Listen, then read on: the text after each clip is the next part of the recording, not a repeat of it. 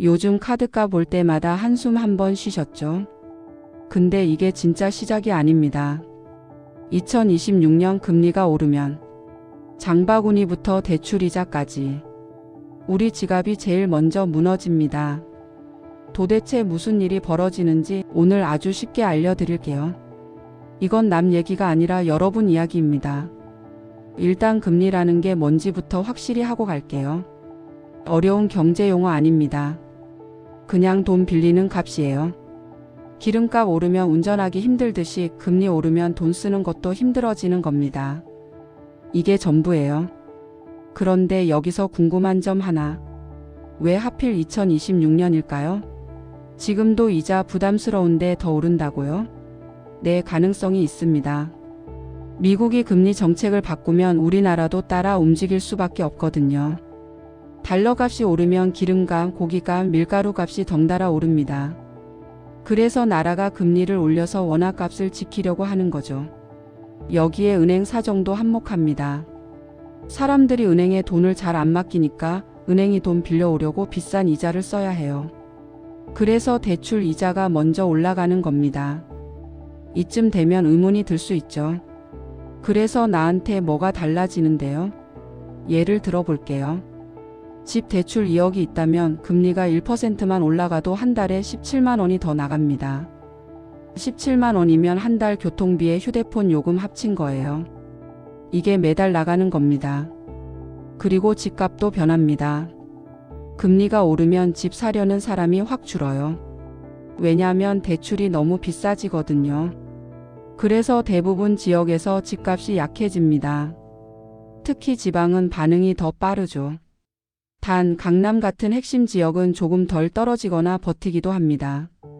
그런데 끝이 아닙니다. 마트 가격표가 바뀌기 시작해요.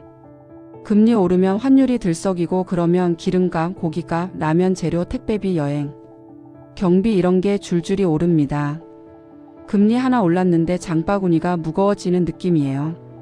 그럼 우리는 어떻게 해야 할까요? 일단 지출부터 점검해 보세요. 구독 서비스 요금제 정리하고 새는 돈부터 막는 겁니다. 고금리 빚, 특히 카드론이나 현금 서비스 이런 거 있으면 먼저 정리하고요. 그리고 비상금 3개월치 생활비 정도는 확보해 두는 게 가장 안정적입니다. 2026년에 금리가 어떻게 되든 가장 큰 변화는 뉴스가 아니라 여러분의 지갑에서 먼저 옵니다. 지금부터 조금만 준비하면 위기는 오히려 기회가 됩니다. 그럼 여러분은 2026년 준비된 사람이실까요? 아니면 이자값에 놀라는 사람이실까요? 여기서 궁금한 점 하나. 그럼 누가 이 금리를 정하나요? 우리나라는 한국은행이 정합니다. 한 달에 한 번씩 모여서 회의하고 이번 달 금리는 몇 프로로 할까? 이렇게 결정해요. 이걸 기준금리라고 부릅니다. 그런데 이 기준금리가 왜 중요하냐? 이게 모든 이자의 기준점이거든요. 한국은행이 기준금리를 올리면 시중은행들도 덩달아 대출 이자를 올립니다. 반대로 내리면 이자도 내려가고요. 마치 체인점 본사가 가격 정하면 전국 매장이 다 따라가는 것처럼요. 이쯤 되면 의문이 들 수 있죠. 금리가 오르면 나쁜 것만 있나요? 아닙니다. 바로 예금 있는 사람들입니다.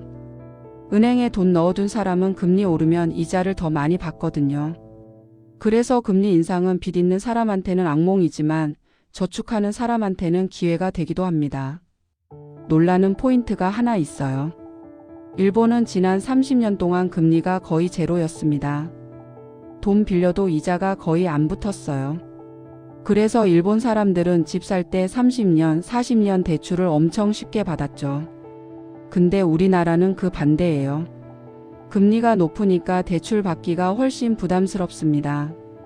같은 아시아인데 완전히 다른 세상에 사는 거죠. 그럼 금리는 왜 자꾸 바뀌는 걸까요? 이유는 간단합니다. 나라 경제 상황이 계속 바뀌니까요. 물가가 너무 오르면 금리를 올려서 돈 쓰는 걸 좀 줄이게 만들고 경기가 안 좋으면 금리를 내려서 돈 쓰기 쉽게 만듭니다.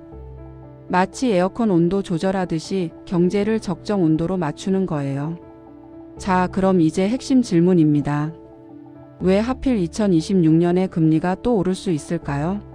지금도 힘든데 더 오른다니 말이 안 되는 것 같죠. 근데 경제라는 게 우리 맘대로 안 됩니다. 이유가 딱 두 개 있어요. 첫 번째 환율 때문입니다. 환율이 뭐냐고요? 달러 하나 사는데 우리 돈 얼마 주느냐 그겁니다. 요즘 달러 값이 자꾸 오르잖아요. 달러가 비싸지면 뭐가 문제냐? 우리가 외국에서 사오는 모든 게 비싸집니다. 기름, 고기, 밀가루, 커피콩, 심지어 휴대폰 부품까지요. 그럼 나라는 그냥 보고만 있나요? 아닙니다. 한국은행이 금리를 올립니다. 왜냐하면 금리를 올리면 외국인들이요. 한국 이자가 높네? 하면서 돈을 한국으로 가져오거든요. 그럼 원화 가치가 올라가면서 환율이 안정되는 겁니다. 쉽게 말해서 원화값을 지키려고 금리를 올리는 거예요. 미국 얘기를 안 할 수가 없습니다. 미국이 금리를 올리면 전 세계 돈이 미국으로 몰려요. 왜냐하면 달러가 안전하고 이자도 높으니까요. 그럼 우리나라에서도 돈이 빠져나갑니다. 그래서 한국도 어쩔 수 없이 금리를 따라 올릴 수밖에 없어요. 미국 금리가 세계 경제의 기준점인 겁니다.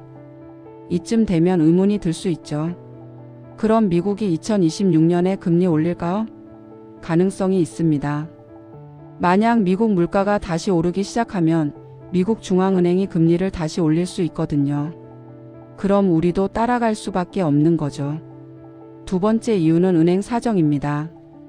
요즘 사람들이 은행에 돈을 잘 안 맡겨요. 왜냐하면 이자가 별로 안 되니까 주식이나 코인으로 가버리거든요. 그럼 은행이 문제가 생깁니다. 대출해줄 돈이 부족해지는 거예요. 그래서 은행이 어떻게 하냐? 다른 데서 돈을 빌려와야 하는데 그러려면 비싼 이자를 줘야 합니다. 은행도 돈 빌리는데 돈이 드는 거죠. 그럼 그 비용을 누구한테 떠넘기냐? 바로 우리한테 대출해 줄 때 이자를 높게 받는 겁니다. 한국은행이 금리를 안 올려도 시중 대출 이자는 먼저 오를 수 있어요.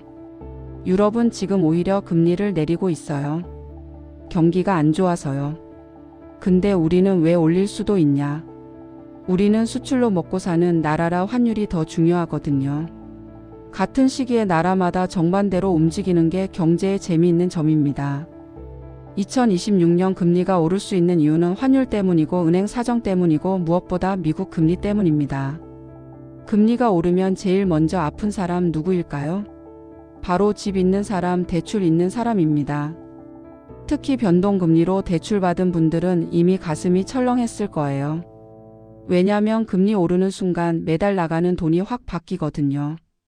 더 큰 문제는 고정금리가 아니라 변동금리로 받은 사람들이에요. 변동금리는 시장금리에 따라 계속 바뀌거든요. 처음엔 이자가 싸서 좋았는데 금리가 오르기 시작하면 매번 은행에서 문자 옵니다. 이번 달부터 이자율이 조정됩니다. 이 문자 받을 때마다 심장이 쿵 내려앉죠. 그럼 대출 없는 사람은 괜찮냐고요? 아닙니다. 금리가 오르면 환율도 덩달아 영향을 받거든요. 아까 말했죠. 금리 올리면 외국 돈이 들어온다고요. 근데 그게 항상 성공하는 건 아닙니다. 만약 미국 금리가 우리보다 훨씬 높으면 어떻게 될까요? 돈이 미국으로 빠져나갑니다. 그럼 달러 값이 오르고 환율이 치솟아요. 환율이 오르면 뭐가 문제냐? 우리가 수입하는 모든 게 비싸지는 겁니다. 우리나라는 에너지를 거의 다 수입합니다. 기름, 가스, 석탄 전부요. 환율이 오르면 이것들 값이 확 뛰어요. 그럼 전기요금이 오르고 난방비가 오르고 주유비가 오릅니다. 대출 없어도 생활비가 확 늘어나는 거죠. 외국인은 오히려 이렇게 생각합니다. 한국 사람들은 왜 이렇게 수입품을 많이 쓰지? 맞아요. 우리는 자원이 없는 나라라 거의 모든 걸 사와야 하거든요. 그래서 환율에 더 민감할 수밖에 없습니다. 일본이나 독일처럼 제조업 강국도 비슷하긴 한데 우리는 특히 에너지 의존도가 높아서 타격이 더 큽니다. 금리 오르면 대출 있는 사람은 이자로 직격탄 맞고 대출 없는 사람도 환율 때문에 생활비가 올라갑니다. 결국 모두가 지갑을 열기 힘들어지는 거죠. 금리가 오르면 집값은 어떻게 될까요? 답부터 말하면 대부분 지역에서 약해집니다. 집 사려는 사람이 확 줄어들거든요. 왜냐하면 대출이 너무 비싸지니까요. 5억짜리 아파트를 사려는데 3억을 대출 받아야 한다고 칩시다. 금리가 3%일 때랑 5%일 때 이자가 얼마나 차이 날까요? 1년에 600만 원이 더 나갑니다. 한 달이면 50만 원이에요. 관리비 한 번 더 내는 수준입니다. 이러니까 집 사려던 사람들이 좀 더 기다려볼까? 이렇게 되는 거죠. 그럼 집값이 무조건 떨어지나요? 아닙니다. 지역마다 다릅니다. 서울, 강남, 분당, 용산 이런 핵심 지역은 조금 덜 떨어지거나 버티기도 해요. 왜냐하면 이런 데는 집 자체가 부족하고 학군이 좋고 직장 접근성이 좋아서 수요가 꾸준하거든요. 반면 지방은 반응이 훨씬 빠릅니다. 특히 신도시나 외곽 지역은 금리 오르는 순간 매물이 쏟아져요. 사람들이 이자 감당 안 되겠다 싶으면 급하게 내놓거든요. 그런 공급이 늘어나는데 사려는 사람은 없으니까 가격이 내려가는 겁니다. 이쯤 되면 의문이 들 수 있죠. 그럼 지금 집 팔아야 하나요? 단정적으로 말할 순 없지만 하나 확실한 건 있습니다. 금리가 오르면 거래 자체가 얼어붙어요. 사려는 사람도 팔려는 사람도 다들 관망하게 됩니다. 시장이 멈춰버리는 거죠. 그런데 여기서 재밌는 게 하나 있어요. 은행 입장에서는 상황이 좀 다릅니다. 금리가 오르면 은행도 돈 구하기가 힘들어져요. 은행이 어디서 돈을 구하냐? 우리가 예금하는 돈도 있지만 금융채라는 걸 팔아서도 돈을 모읍니다. 금융채가 뭐냐고요? 은행이 발행하는 채권이에요.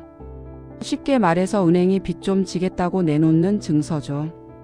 투자자들이 이걸 사주면 은행은 그 돈으로 대출을 해주는 겁니다. 근데 요즘 은행들이 이 금융채를 팔기가 힘들어요.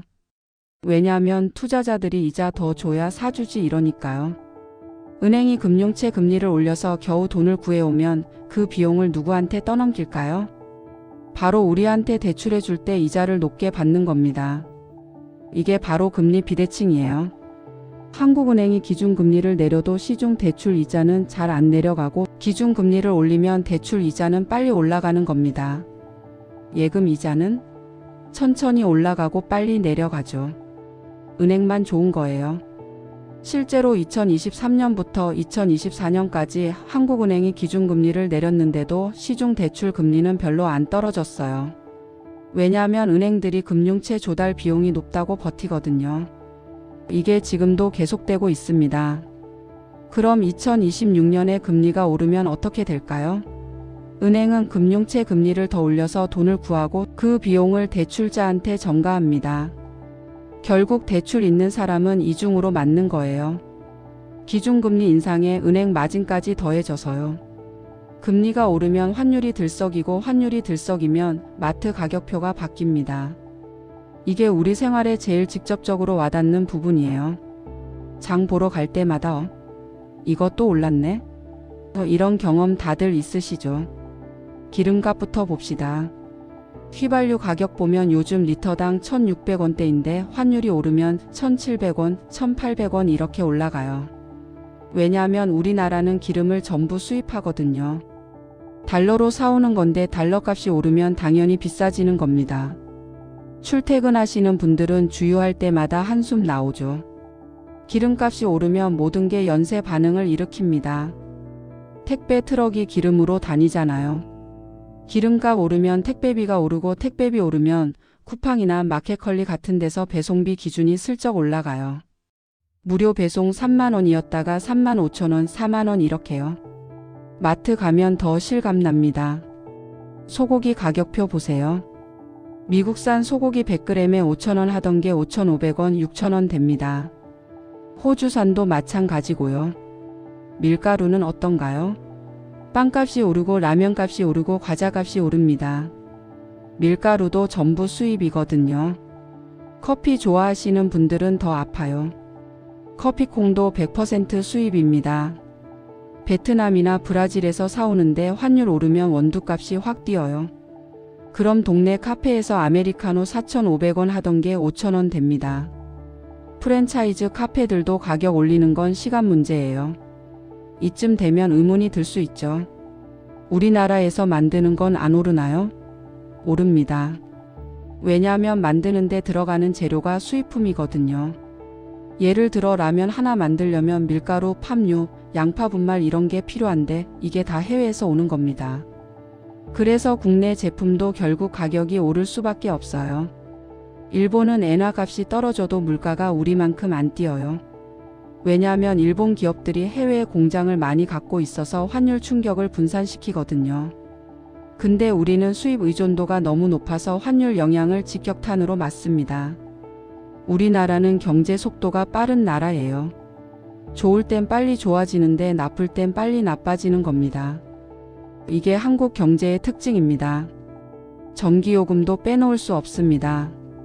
우리나라 전기 만드는 데 쓰는 천연가스나 석탄, 이것도 수입이에요. 환율 오르면 발전 비용이 올라가고 그럼 전기요금 인상 압력이 생깁니다. 여름에 에어컨, 겨울에 난방 이게 다 전기 쓰잖아요.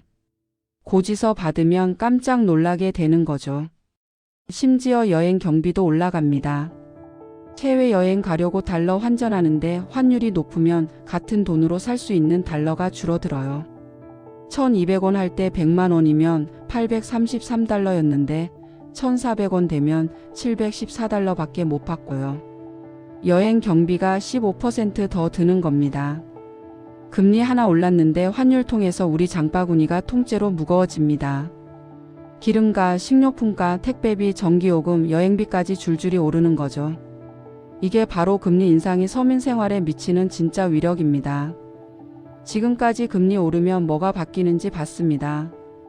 대출, 이자, 집가, 생활 물가까지 전부 연결돼 있죠. 이게 왜 이렇게 중요할까요? 그냥 조금 불편한 거 아니냐고요? 금리 인상은 단순히 돈 문제가 아니에요. 우리 인생 설계 자체를 바꿔버리거든요. 젊은 부부가 결혼하고 아이 낳고 집 사려고 계획 세웠다고 칩시다. 근데 금리가 오르면 이 계획이 통째로 흔들립니다. 왜냐하면 집값은 내려가는데 대출은 못 받게 되거든요. 은행이 금리 높으니까 대출 심사를 엄격하게 해요. 소득 대비 대출 한도를 확 줄이는 겁니다. 집값은 떨어졌는데 정작 살 수 있는 사람은 줄어드는 아이러니죠. 결국 내 집 마련 시기가 2년, 3년 뒤로 밀립니다. 30대 초반에 집 살 계획이었는데 30대 후반이 되면 그 사이 아이는 커가고 전세는 만료되고 이사는 계속 다녀야 합니다. 인생의 타이밍이 어긋나는 거예요. 자영업자들은 더 힘듭니다. 금리 오르면 사람들이 지갑을 닫거든요. 카페 가는 횟수 줄이고 외식 줄이고 옷 사는 거 미루고 이렇게 됩니다. 그럼 매출이 떨어져요. 근데 임대료는 그대로고 인건비는 그대로고 재료값은 오히려 올랐죠. 버티기가 힘들어지는 겁니다. 사람들이 돈 안 쓰니까 기업 매출이 떨어지고 매출 떨어지니까 직원 뽑기를 꺼리고 일자리가 줄어들면 또 사람들이 돈을 더 안 쓰게 되는 겁니다. 우리나라는 내수 시장이 작아서 이런 악순환에 더 취약합니다. 미국이나 중국처럼 자국 시장이 큰 나라는 내수로 버틸 수 있는데 우리는 수출도 의존하고 내수도 의존해야 하거든요. 금리 충격이 더 크게 느껴지는 이유예요. 우리는 위기가 와도 포기 안 하고 버티는 문화가 있거든요. 그게 장점이기도 하지만 개인이 감당하는 스트레스는 엄청납니다. 세대 간 격차도 벌어집니다. 이미 집 있고 대출 다 갚은 어르신들은 금리 오르면 오히려 예금 이자를 더 받아요. 근데 이제 시작하는 청년들은 대출도 못 받고 집값은 여전히 비싸고 계속 뒤처지는 느낌을 받는 겁니다. 이게 사회적 불만으로 쌓이죠. 기업도 투자를 미룹니다. 금리 높으면 돈 빌려서 공장 짓거나 기술 개발하는 게 부담스러우니까요. 그럼 미래 성장 동력이 약해집니다. 지금 당장은 괜찮아 보여도 5년, 10년 후를 보면 경쟁력이 떨어지는 거예요. 결국 금리 인상이 중요한 이유는 이겁니다.